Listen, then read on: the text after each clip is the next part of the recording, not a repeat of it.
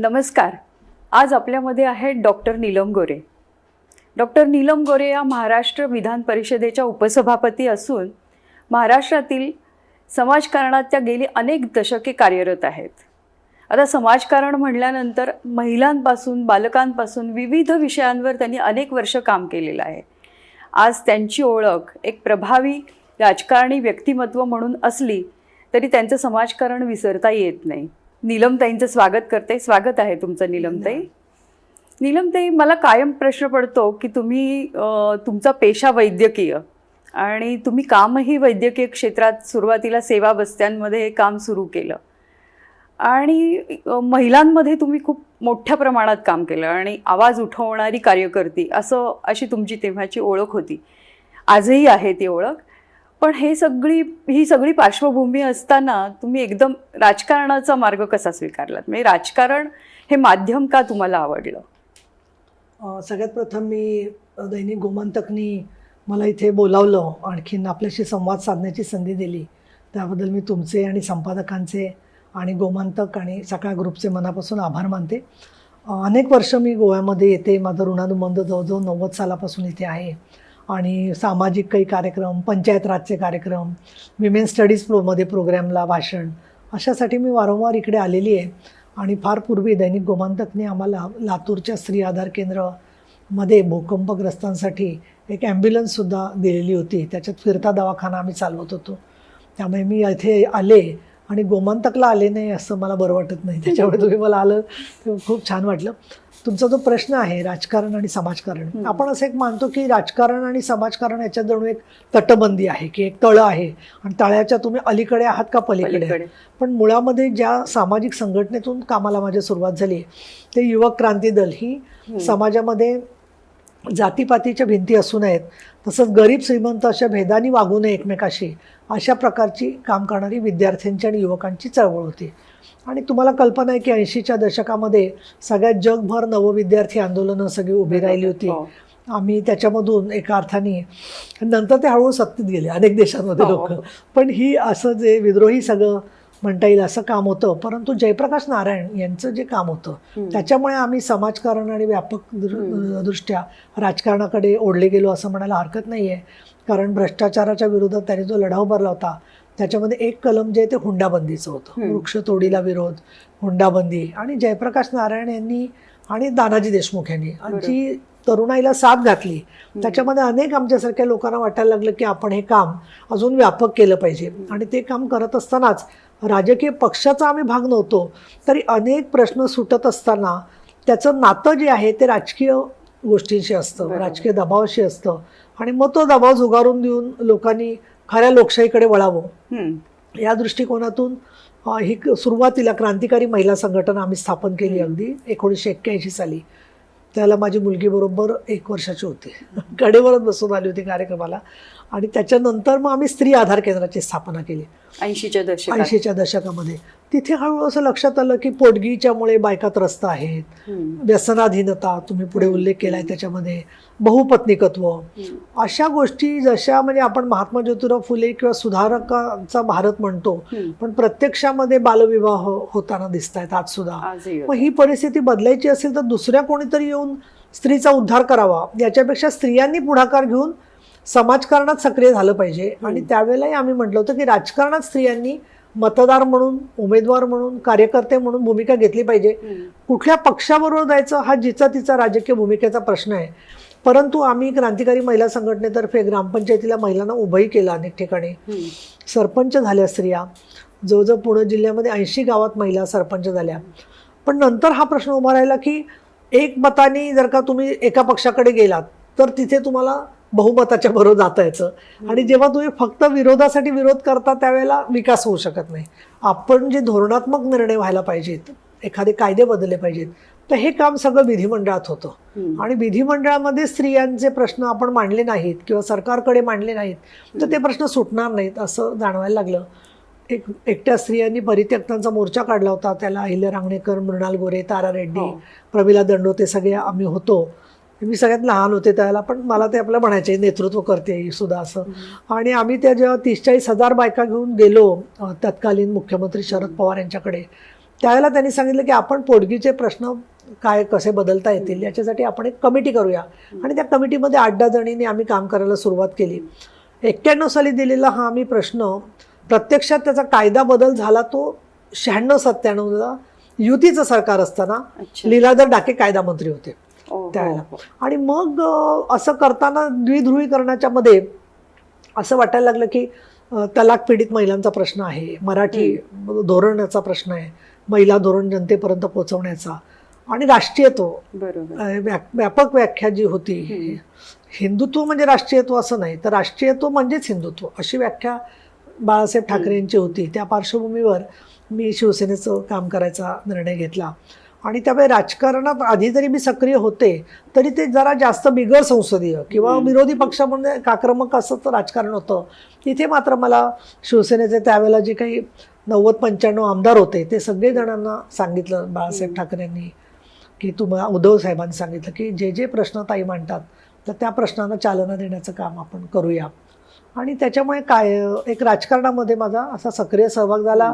मनस्विनी, तुम्हाला कल्पना आहे की प्रचंड लोकांना धक्का बसला नीलम गोरे शिवसेनेत गेल्या म्हणजे एकीकडे तुम्ही मृणाल गोरे आणि अंबिका सरकार यांच्याबरोबर तुम्ही मोर्चामध्ये सहभागी झाला होता किंवा नारी समता मंचची स्थापना या सगळ्यात तुम्ही सक्रिय होता. आणि त्या पार्श्वभूमीवर एकदम शिवसेनेमध्ये काय या अशी एक प्रतिक्रिया आणि आश्चर्य एकीकडे व्यक्त होत होतं, एकीकडे संताप व्यक्त होत होता. तुम्हालाही माहिती आहे, तुम्हालाही अनेक पातळीवरती हे व्यक्त करणाऱ्या प्रतिक्रिया मिळालेल्या होत्या. पण ह्या सगळ्या पार्श्वभूमीमध्ये स्त्री आधार केंद्र जेव्हा 80च्या दशकात स्थापन झालं आणि महिलांमध्ये सेवा वस्त्यांमध्ये तुम्ही काम करत होत्या, तर त्या स्त्री आधार केंद्राच्या कामातून तुमचा दृष्टिकोन, कार्याचा दृष्टिकोन बदलायला काही उपयोग झाला किंवा त्याचा पुढच्या कार्यामध्ये तुमच्या या राजकारणाच्या ह्याच्यामध्ये काही फायदा झाला असं स्त्री आधार केंद्राचा विचार जो आहे तो विमेन्स राईट्स मुवमेंटशी निगडित आहे. आणि त्याच्यामध्ये धर्म, विवाह संस्था सगळ्यामध्ये स्त्रीला समान स्थान असावं हीच भूमिका आहे. आणि हिंदुत्व जे आहे ते प्रबोधनकारी हिंदुत्व ही भूमिका जशी आहे तसं पुरोगामी चळवळीमध्ये जे नावं घेतली जातात नेहमी राजर्षी शाहू छत्रपती, महात्मा ज्योतिराव फुले, डॉक्टर बाबासाहेब आंबेडकर, तर यांचा वारसा जो आहे तो प्रबोधनाचा आहे, स्त्रियांच्या समानतेसाठीचा आहे. आणि माझ्या असं निदर्शनास आलं की स्त्री आधार केंद्राची जी भूमिका आहे ती एखाद्या सुकाणूसारखी आहे. म्हणजे त्यामध्ये आम्हाला पुढची दिशा दिसत गेली आणि तो अपघात नव्हता, योगायोग नव्हता. तर 90च्या सुमाराला आम्ही जागतिक स्त्री चळवळीशी पण जोडले गेलो. 4थं विश्व महिला संमेलन होत होतं, नैरोबीचं संमेलन 90ला झालं होतं. आणि तिथे दक्षिण आफ्रिकेतल्या महिला, भारतातल्या महिला यांनी प्रश्न विचारला की आमच्या देशाचे काही स्त्रियांचे विशिष्ट असे प्रश्न आहेत. सर्व स्त्रिया समान असल्या तरी आफ्रिकेतील स्त्री असेल, भारतातली स्त्री असेल, अमेरिकन असेल, युरोपियन असेल, तर तिच्या तिच्या परिस्थितीनुसार प्रश्न वेगवेगळे असू शकतात. आणि म्हणून पर्सनल इज पॉलिटिकल, वैयक्तिक प्रश्न जे आहेत ते वैयक्तिक नाही आहेत, ते सामाजिकदृष्ट्या महत्त्वाचे आहेत.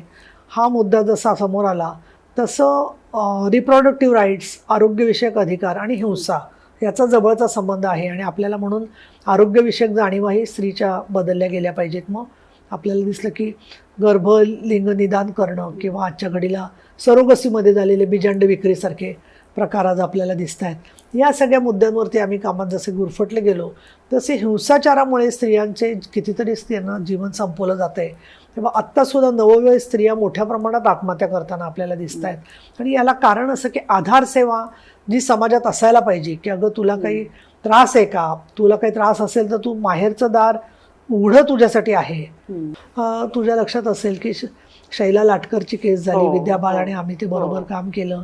नारी समता मंचाने आम्ही मी एक मंजुश्री प्रदर्शन केलं. त्याच्यानंतर मग आत्महत्या जो आहे, आत्महत्येला प्रवृत्त करणं हा गुन्हा आहे, हा कायदा मंजूर झाला. त्याच्यानंतर आज आपण बरंच काळ झालेला आहे, भारतीय न्याय संहिता आलेली आहे. पण या सगळ्यामध्ये स्त्री आधार केंद्राची भूमिका जी आहे ती निश्चितपणाने लोकल, ग्लोबल, रिजनल, नॅशनल या सगळ्या प्रश्नांवरती धोरणं बदलणं, कायदे बदलणं, मग राष्ट्रीय महिला आयोगाच्या कायद्यापासून ते राज्य महिला आयोग करण्यापर्यंत, राज्य महिला आयोगाच्या काही चुका असतील तर त्याच्यात दुरुस्त्या करण्यापर्यंत, आणि गोव्यामध्ये सुद्धा महिला आयोग व्हावा म्हणून आम्ही त्यावेळेला निवेदनं, बातम्या हे केलेलं आहे, सह्यांच्या मोहिमा घेतलेल्या आहेत. 2013ला जेव्हा निर्भयाची केस झाली त्यावेळेलाही बलात्कार विरोधी कायद्यात बदल करावे म्हणून जी आम्ही 1.5-2 लाख सह्या दिल्या राज्यपालांना, त्याच्यात सुद्धा गोव्याहून आलेल्या महिला संघटनांच्या सह्या होत्या, आणि अनेक राज्यांमधल्या महिलाही कार्यकर्त्यांच्या बरोबर आमची नाळ तिथे जोडली गेली. नीलम, ते आजचा काळ बघता म्हणजे तुम्ही जेव्हा काम सुरू केलं सेवावस्तीमध्ये आणि महिलांसाठी विशेषतः, तेव्हा साधारणपणे दारू पिणारा नवरा, मारहाण, हुंडाबळी अशा केसेस होत्या. आता आजचा काळ डिजिटल लिटरसी आणि सगळ्या डिजिटल याचा काळ असल्यामुळे या डिजिटल काळामध्ये महिलांच्या समस्या काळाप्रमाणे काही बदलल्या आहेत का? त्याचं स्वरूप काही बदललं आहे का? किंवा तशा काही केसेस स्त्री आधार केंद्राकडे किंवा तुमच्याकडे, आज तुम्ही जरी उपसभापती असल्या तरी महिला तुमच्याकडे आमचे प्रतिनिधी म्हणूनच बघतात. त्यामुळे तुमचं मी घरही बघितलं की कायम घरामध्ये सकाळी उठल्यापासून महिलांची रांग असायची, कोण ना कोण काही ना काहीतरी समस्या घेऊन आलेल्या असायच्या.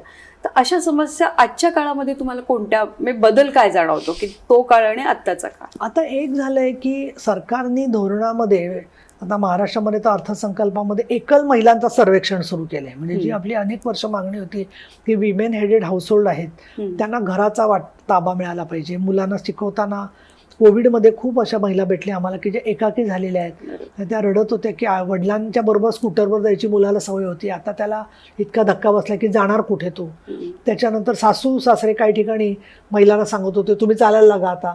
इतकंच नव्हे तर घराच्या घरपट्टीवरती त्याचं नाव काढून तिचा काही हक्कच नाही असं म्हणण्यापर्यंत सुद्धा अनेक कुटुंबांमध्ये लोक गेले. तेव्हा अगदी ऑनलाईन बैठका घेऊन सुद्धा 22 जिल्ह्यांमध्ये ज्या भूमिहीन म्हणजे महिला आहेत त्यांना काय कुठली योजना देता येईल, ज्यांची 3 एकर जमीन आहे त्यांना बियाणं मोफत कसं देता येईल, ज्या एकट्या महिला आहेत त्यांच्यासाठी समाधान शिबिरं घेऊन कागदपत्राची पूर्तता कशी करता येईल, हे सगळं परिस्थितीनुसार करायला लागतं. आणि डिजिटलचं जो तुम्ही बोलताय ना, स्त्रियांना एका बाजूला डिजिटलायझेशनमुळे खूप सामर्थ्य आलंय, त्या फार पटापट तंत्रज्ञानाचा उपयोग करतात, सगळी माहिती त्याच्यामधून पोचवली जाते, परंतु त्या तंत्रज्ञानाचा उपयोग करून तिचंच शोषण करणारे सुद्धा वासनांध आणि फार गुन्हेगारी प्रवृत्तीचे लोकसुद्धा आज आपल्याला समाजात वावरताना दिसतात. आणि त्यामुळे तिने एक स्वतःचं स्वातंत्र्य म्हणून स्वतःचे काही फोटो टाकले असतील तर ते सगळ्यांना न दिसता फक्त तिचे फ्रेंड्स आणि त्यांनाच ती रिक्वेस्ट आपण ओ म्हटली पाहिजे. इथपासून स्त्रियांना आता जागरूकता ठेवण्याची गरज भासते. आणि ट्रोलिंग समाजामध्ये इतक्या टोळधाडी आहेत की त्या टोळधाडींचं मी बघते की सगळे टोपण नावाने लिहितात. मी वारंवार आवाहन करते की तुम्ही अशी का नावं घेता, तुमचे काय मतभेद असतील तर तुम्ही खरे काय ते मांडा, पण ते 3-4 दिवस ती टोळधाड चालते. आणि दुसरं म्हणजे संवेदनहीनतेने कोणी काही बोलत असतो, काहीही बोलत असतात आणि त्याच्यामुळे दुसऱ्या माणसाला त्रास होतोय याची त्यांना जाणीव नाहीये. परदेशामध्ये तर UN मध्ये एक वर्कशॉप झालं होतं, त्याच्यामध्ये स्त्रियांनी कॅमेरे बंद अशीच त्यांनी आंदोलन केलं होतं की कॅमेरा बंद करूनच आम्ही बोलतो, कारण आम्ही जर का दिसलो फोटोमध्ये की ताबडतोब आमच्या घरच्यांना लोक शोधून सोशल मीडियावरती आम्हाला ट्रोलिंग करतायत.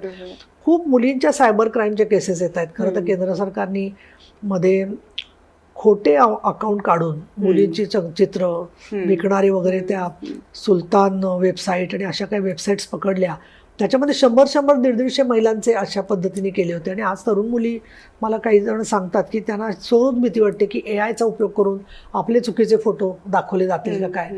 तर याच्यावरती आपल्याला अधिक कडक कायद्यांची गरज आहे असं मला वाटतं. तुमचा कार्यकर्ती ते उपसभापती असा जो तुमचा एक प्रेरणादायी प्रवास आहे, तर या प्रवासात काही अडचणी आव्हानं निश्चितच असतील, तर ती कोणती होती? माझ्या सकट अनेकांना ते जाणून घ्यायला आवडेल की हा प्रवास तसा दिसताना सोपा नसतो. बघताना वाटतं की अरे राजकारणातल्या महिला काय त्यांना अडचणी असतील किंवा काय आव्हानं असतील, पण असतात ती. तर ती कोणती आव्हानं आहेत? एक तर तुम्हाला खूप वेळ द्यावा लागतो. पुरुषांना सुद्धा राजकारणात किंवा समाजकारणात यशस्वी व्हायला वेळ द्यावा लागतो. आणि जेव्हा तुम्ही वेळ देता त्यावेळेला त्या वेळेचा सदुपयोग कसा होईल, लोकांना काय त्याच्यातून इफेक्टिव्ह मदत होईल हे एक तर बघावं लागतं.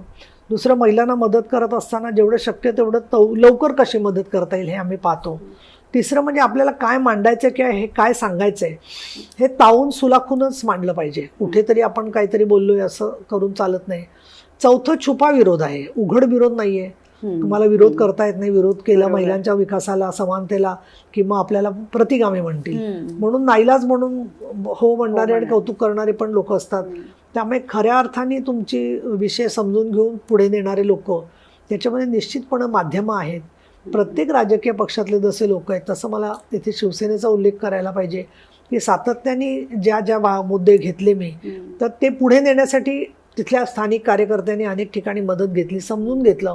आज स्वतःहून एखादा जेव्हा कार्यकर्ता मला सांगतो की आम्ही मदत केली अमुक एका केसला आणि आम्ही कधीही म्हणजे मी स्वतः सांगायला पाहिजे असं नाही पण कधीही अमुक व्यक्ती महिला अमुक जातीची आहे किंवा अमुक श्रीमंत गरीब आहे कुठल्या जिल्ह्यातली आहे ह्याचा विचार न करता काय मदत करत आलो त्याचा एक उपयोग होतो.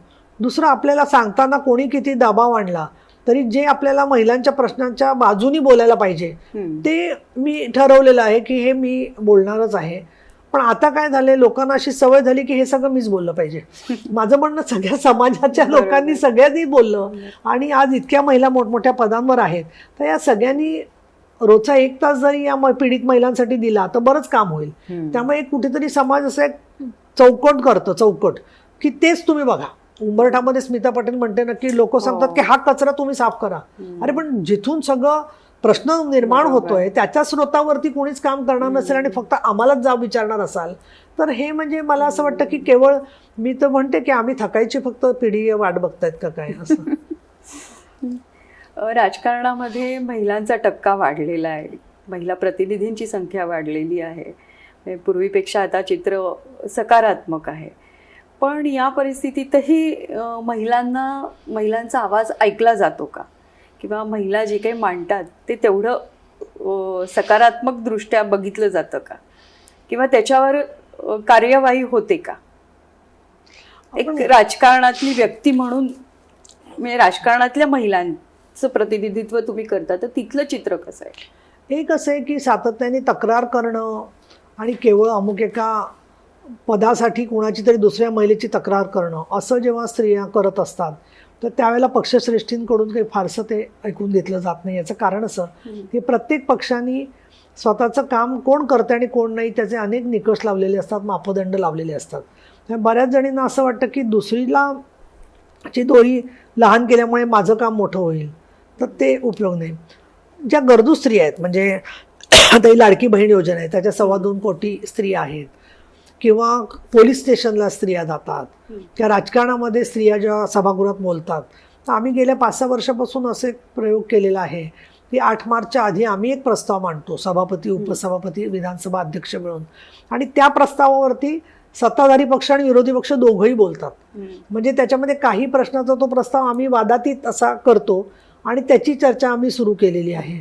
त्याच्यानंतर स्त्रिया जिथे आता खूप मोठ्या कामं करतायत त्यात मला असं वाटतं की अनेक उद्योगांच्या मध्ये अनेक बँकांमध्ये पर्यटनाच्या सेक्टरमध्ये संशोधनामध्ये खेळांमध्ये स्त्रियांनी अभूतपूर्व काम केलेलं आहे. माध्यमांच्या मध्ये तंत्रज्ञान इंजिनियर्स किती मोठ्या प्रमाणात स्त्रिया झाल्यात. म्हणजे आपण जेव्हा जेंडर पॅरिटी इंडेक्स बघतो तर सुशिक्षित स्त्रिया ज्या आहेत त्यांचं प्रमाण जे आहे ते जवळजवळ पुरुषांच्या आणि त्यांच्या बरोबरीमध्ये फक्त 0.03 आता अंतर राहिले उच्च शिक्षणामध्ये. आणि दलित समाजामध्ये तर स्त्रिया पुरुषांपेक्षा अधिक शिकलेल्या आहेत उच्च शिक्षणामध्ये आकडेवारी पाहिली तर. म्हणजे सरकारची मी आकडेवारी सांगते. पण आजही बालविवाह होत आहेत किंवा गळती मुलींची जास्त होते. त्यामुळे थोडं संमिश्र चित्र आहे. पण महिलांचं म्हणणं इच्छा असो का नसो हे ऐकावंच लागतं. मला असं वाटतं काही वेळेला घरातही पुरुष सांगतात की आम्हाला ऐकावंच लागतं बायकोचं पण त्याच्यात एक खेळकरपणा मजा विनोद असतो ते ऐकायचं आणि या कारणाने सोडून द्यायचं म्हणून असेल तर त्याचा काहीच उपयोग नाही आहे. पण मला असं वाटतं की आपण हे सिरियसली आम्हाला घेतलं पाहिजे या दृष्टिकोनातून मांडणी करायचं संवाद कौशल्य आवश्यक वाटतं. महिला आयोगाचं ज्या पद्धतीने काम चालतं तुम्ही तर एवढ्या अनुभवी आहात, तुम्ही अनेक टप्पे महिला आयोगाचे बघितलेले आहेत. सरकारचं असं काय चुकतं की अजूनही महिला आयोग महाराष्ट्रासारख्या पुरोगामी आपण म्हणतो पुरोगामी राज्य त्या ठिकाणी सुद्धा महिला आयोग अजूनही त्या पद्धतीनं अजूनही कार्यरत का होत नाहीये? एक असं आहे की हा महिला आयोगच मुळे स्त्रियांच्या सामाजिक बदलाच्या प्रयत्नातून सुरुवात झालेली इन्स्टिट्यूशन आहे. तिचं जैव नातं किंवा तिचं जिवंत नातं हे त्या प्रत्येक जिल्ह्यातल्या तालुक्यातल्या सामाजिक कार्यकर्त्यांशी दर महिन्यामध्ये समृद्ध झालं पाहिजे. बरोबर. मी तर असं सूचना केली होती वारंवार की तुम्ही DPC म्हणजे जिल्हा नियोजनची जशी मीटिंग असते तशी बैठक एक घेऊन त्याच्यामध्ये निवडून आलेल्या लोकप्रतिनिधी, सामाजिक संस्था त्यांचं म्हणणं ऐकून घ्या आणि ते शासनाकडे मांडा. बरोबर. म्हणजे की जेणेकरून त्यांचं कुणीच ऐकून घेत नाही. महिला सांगतात की डोमेस्टिक व्हायलन्सचे अधिकारी जागा भरलेल्या नाही आहेत, पोलीस पाटलांची पदं रिक्त आहेत. जेवढं आमच्याबरोबर पोचतो तेवढं आम्ही पोचवतो, पण जिल्हानिहाय सामाजिक कार्यकर्त्यांना प्रतिष्ठा दिली पाहिजे. त्या बरे मतभेद असतील विचारांनी, हा काही पक्षीय कार्यक्रम असू शकत नाही आहे सगळ्यांचा जो आहे तो. दुसरं मला असं वाटतं की शासन आपल्या दारीमध्ये आमच्याकडे महाराष्ट्रामध्ये एकनाथ शिंदे, देवेंद्र फडणवीस आणि त्याला अजित पवार यांनी खूप मोठ्या प्रमाणात महिलांना योजना दिल्या पण त्याचा एक चांगला परिणाम पण असं झाला, स्त्रिया बोलायला लागल्या. मला खूप महिला अशा दिसल्या की ज्या पोस्ट ग्रॅज्युएट झालेल्या आहेत, इंजिनियर्स आहेत, साधारण 25 ते 35-40 वयोगटात आता शेकडो बायका प्रत्येक गावामध्ये आहेत की ज्यांना असं वाटतं की आम्हाला सांगायचं आहे काहीतरी. पण या स्त्रियांचं ऐकून घेणं निदान आम्ही राजकारणातल्या महिलांनी तरी आवश्यक आहे आणि ते शासनापर्यंत पोहोचवलं पाहिजे. त्यामुळे आता ज्या महिला आमदार आहेत किंवा आता पुढे आरक्षणात स्त्रिया येतील त्यांनी फक्त स्वतःच्या मतदारसंघापुरतं पाहू नये, तर त्यांनी त्या जिल्ह्याचं, महाराष्ट्राचं किंवा आपल्या राज्याचं नेतृत्व करणं हे खूप आवश्यक आहे. महिला आयोगाचे अध्यक्षपद जे आहे ना ते राजकीय व्यक्ती न ठेवता पक्षीय ह्याच्याशी न जोडता, जसं तुम्ही समाजकारणातून आलेले आहात, अनुभवी आहात, अशा व्यक्तीकडे गेलं तर म्हणजे ती एक काहीतरी सुधारणा त्यामध्ये आजच्या काळाप्रमाणे बदल होण्याची गरज आहे की ते वर्षानुवर्ष ते पद ज्या पद्धतीने चाललेलं आहे आणि त्याच्याकडे कोणी खूप गांभीर्याने बघतच नाही आहे. म्हणजे ज्या घटना घडायला लागल्यात आता महाराष्ट्रामध्ये आणि त्याच्यामुळे जे काही हसं होतं की अरे महिला आयोग, महाराष्ट्राचा महिला आयोग असं म्हणून ज्या पद्धतीने बोललं जात आहे, तर त्याला कुठेतरी आता या बदल करण्याची गरज आहे. आणि तुमच्यासारख्या अनुभवी व्यक्तीने की ज्यांनी आजपर्यंत महिला आयोगाला एक छान दिशा दिली होती, मार्गदर्शन केलं होतं, वेळोवेळी तुम्ही त्यावर ताशेरे ओढले होते यापूर्वी, तर तुम्ही त्या पदावर, तिथे महत्त्वाच्या पदावर असताना तुमच्या काळामध्ये महिला आयोगाकडनं एक चांगलं काम घडावं किंवा एक चांगली अध्यक्षा तिथे यावी अशी अपेक्षा आहे. कसं असतं, गव्हर्नमेंटमध्ये अनेक वेगवेगळ्या इन्स्टिट्यूशन्स असतात. म्हणजे महात्मा फुले आर्थिक विकास महामंडळ आहे, अण्णाभाऊ साठे महामंडळ आहे, शाहीर अण्णासाहेब पाटील महामंडळ आहे, म्हणजे याच्यात मराठा समाज सगळ्या समाजांचा आहे. उपसभापती किंवा सभापतींचं काय काम असतं मुख्यतः की वैधानिक सगळं कामकाज नीट चाललं पाहिजे. पण याच्यामध्ये महिला आयोगासाठी मी पण अनेक वेळा बैठका घेतलेल्या आहेत, त्यांच्यासाठी बोललेलो आहे. तर आवश्यकता ही आहे की हे पहा, आतापर्यंत बघा तुम्ही मोहिनीगिरी, नंतर पूर्णिमा अडवाणी, नंतर इथे महाराष्ट्रामध्ये सुद्धा निर्मला सामंत प्रभावळकर, त्याच्यानंतर सुधा चोरी, अशा बरेच जणी, म्हणजे सुशील शहा, अशा अनेक जणींनी राज्य महिला आयोग आणि राष्ट्रीय महिला आयोगावरती काम केलेलं आहे. आणि मला असं वाटतं अशा जरी कमीत कमी 20-20 तरी महिला आयोगाच्या अध्यक्ष होऊन गेलेल्या आहेत अनेक ठिकाणी. स्वाती मालिवाल सारखी दिल्लीमध्ये आपचं काम करणारी होती, पण तिला सुद्धा काही गोष्टी राजकीय मतभेदामुळे सहन करायला लागल्या. तर या सगळ्यामध्ये राजकीय पक्षात महिला आहे म्हणजे तिला महिला अधिकाराची जाणीव नाही असं म्हणणं योग्य होणार नाही. दुसरं, एक बऱ्याच महिला अशा आहेत की ज्यांची विचारसरणी कुठल्या तरी विचाराची आहे पण ती आत्ता कुठल्या पक्षामध्ये नाही आहे. मग ते त्यांना फक्त सामाजिक म्हणणं म्हणजे मग ते कुठे मार्क्सवादी असतील, कम्युनिस्ट असतील, अजून काही वेगवेगळ्या प्रकारचे राजकीय विचार त्यांच्या असू शकतील. त्यामुळे त्यांना कुठली तरी एक राजकीय विचारधारा आहे हा त्यांचा दोष म्हणता येणार नाही.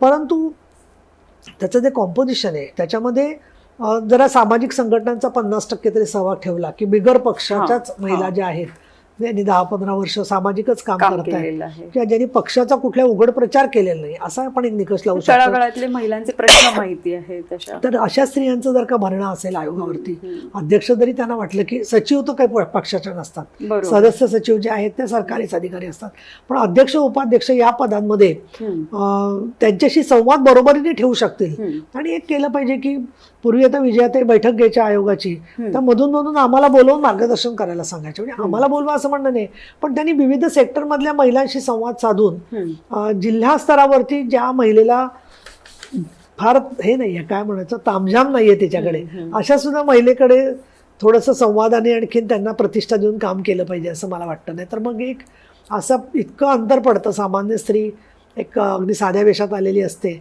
आणि इतकं त्या ठिकाणी सगळं चमचमाट असतो की ती काही बोलू सुद्धा शकत नाही.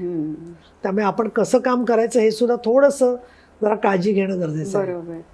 अगदी शेवटचा प्रश्न की जो सगळ्यांनाच उत्सुकतेचा प्रश्न आहे की तुमची सुरुवात बाळासाहेबांपासून झाली शिवसेनेतनं आणि आज तुम्ही एकनाथ शिंदे गटामध्ये आहात.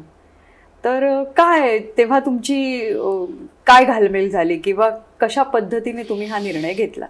म्हणजे राजकारणात येताना तुम्ही जे धक्के दिलेत त्याचाच हा एक भाग होता धक्क्याचा की नीलमताई आणि एकनाथ शिंदे गटात. त्यामुळे काय भूमिका एकनाथ होती शिंदे तुमची? गट असं म्हणता येणार नाही आता, कारण निवडणूक आयोगाने शिवसेना पक्ष म्हणून चिन्ह दिलेलं आहे, मान्यता दिलेली आहे. बरं, आतापर्यंत एक समाजही म्हणत होता की लोक कुठे आहेत, तर 60 आमदार शिवसेनेचे निवडून आलेले आहेत आणि हिंदू हृदय सम्राट शिवसेना प्रमुख बाळासाहेब ठाकरे यांच्याच विचारावरती चालणारी हे संघटन आहे. मी ज्यावेळेला 2023मध्ये निर्णय घेतला तर त्यावेळेला 3 मुद्द्यांवरती मी विचार केला. एक म्हणजे प्रबोधनकारी हिंदुत्वाची भूमिका एकनाथ शिंदेंची आहे. दुसरं महत्त्वाचं की समान नागरी कायदा. म्हणजे अजून मला एक थोडं खटकलं आणि वाईट वाटलं की रोज सकाळी उठून प्रचंड टीका करायची कुणावर तरी, मग प्राण्यांची नावं द्यायची, त्यांना अजून काय द्यायचं अजून काय द्यायचं. तर हे जर राजकारणाची शैली आहे आणि त्याच्यामध्ये रोज बेफाम आरोप करायचे की आज हे लोक फुटणार आहेत, उद्या गव्हर्नमेंट फुटणार आहे. 2.5 महिन्यांनी कोणी विचारतं का की अहो तुम्ही 2.5 महिन्यापूर्वी असं म्हणाला, परत सांगायचं पण बघा आता फुटणार आहे. दुसरं ज्यावेळेला थोडंसं जोर लोकसभेत वाटायला लागला, आम्ही यांच्या सगळ्या नेत्यांना बर्फाच्या लादीवर झोपून चटके देणार आहोत. अरे म्हणजे गव्हर्नमेंट आल्यावरती हे करण्यासाठी सरकार असतं का? अशी सुडबुद्धी. आता मी सुद्धा माझ्या विधान परिषदेच्या भाषणात शेवटी बोलत असताना म्हटलं मी की 1 मिनिटामध्ये मी 1 वर्षाचं सांगितलं, पण खूप गोष्टी आहेत. मी जे काही मला स्थान दिलं शिवसेनेने त्याच्याबद्दल बाळासाहेब ठाकरे यांचे आभारी आहे. उद्धव साहेबांचे पण मी आभार व्यक्त केले, पण ते आभार व्यक्त केलेले त्यांना दिसत नाही. एकनाथ शिंदे कार्यतत्परपणे काम करतात हे म्हटलेलं मात्र त्यांना खूप राग येतो. तर मला असं वाटतं की त्यांनीच कानामध्ये कापसाचे बोळे घालून घेतलेले आहेत की ज्याच्यामध्ये काय बोलतोय माणूस याचा अर्थ न समजून घेता केवळ द्वेषाने पछाडून राजकारण होऊ शकत नाही. महाराष्ट्राची किंवा भारताची तशी परंपरा नाही आहे. आज सुद्धा मी गोव्याच्या परिषदेत पाहिलं की सर्व पक्षांचे लोक एकमेकाशी बोलत होते, आज आले तुम्ही होते. गोव्यामध्ये आलात त्याचंही एक काही वेगळं खास कारण आहे, तेही तुम्ही आमच्या दर्शकांना सांगा. एक तर युवकांचा सहभाग एक, आणि दुसरं म्हणजे संस्कृती, पर्यटन, पर्यावरण, नागरीकरण या सगळ्या संदर्भामध्ये काय आपले अग्रक्रम असावेत याच्या संदर्भातलं आज सत्र होतं. दोन्ही सत्रांमध्ये, कालच्या आणि आजच्या, माननीय बिर्ला साहेबांनी, राहुल नार्वेकरांनी, राम शिंदे यांनी सूत्रसंचालनाची माझ्याकडे जबाबदारी दिली होती. त्यामुळे दोन्ही सत्रांमध्ये मिळून जो 31 वक्त्यांची भाषणं ऐकली, सगळं ते सूत्रसंचालन केलं आणि माझंही भाषण मी केलं. तर मुळामध्ये गोवा, गुजरात आणि महाराष्ट्र यांचं अधिक समन्वय राहावा. मग ते इन्फ्रास्ट्रक्चर बिल्डिंगमध्ये असेल, पर्यटनाच्या बद्दल असेल, पर्यावरण असेल, आणि मी असं बोलले की सेफ टुरिझम पाहिजे. महिलांच्यामध्ये सुरक्षितता नसताना आपण पर्यटकांना बोलवणार आणि नंतर छेडछाड झाली म्हणून तक्रारी करणार, किंवा दुसरीकडे आपण बघतोय की ड्रग्जचा मिनेस अनेक ठिकाणी चाललेला आहे. आणि म्हणून आपल्या संस्कृतीचं सुद्धा संवर्धन झालं पाहिजे. त्याच्यासाठी आपले काय नियम आहे ते आपण परदेशी लोकांना सांगितले पाहिजे, तर ते पाळतील. त्यांना माहितीच नसतील तर त्यांना पाहिजे तसं ते वर्तन करणार आहेत. आणि म्हणून पर्यटनातून उद्योगाभिमुखता करत असताना मोठ्या प्रमाणात स्थलांतर झालेलं आहे. पुरुष वर्ग शहरांकडे गेलेला आहे आणि म्हणून कोकणामध्ये आणि अनेक ठिकाणी महिला कुटुंब प्रमुख आहेत. तर त्यांचा सहभाग आपण घेतला तर, आणि म्हणून एखाद्या अर्थाने स्त्रीला केंद्रस्थानी घेऊन विकसित भारत व्हावा. केवळ त्यांना स्त्रिया लाभधारक नाही आहेत, तर स्त्रिया या विकासाच्या नेतृत्व करणाऱ्या आहेत. आणि म्हणून आता नमोशक्ती वंदन विधेयक आणून त्याला अधिक ताबडतोब ते अंमलात यावं असं स्वरूप देण्याचा सुद्धा केंद्र सरकारचा विचार चाललेला आहे.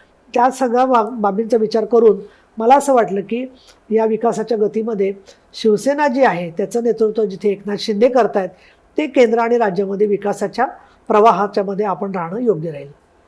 खूप खूप धन्यवाद नीलमताई, तुम्ही आमच्या स्टुडिओमध्ये आलात आणि तुमच्या कार्याचा एवढा मोठा पट आहे की तो ह्या छोट्याशा मुलाखतीत आम्ही उलगडून दाखवू शकत नाही.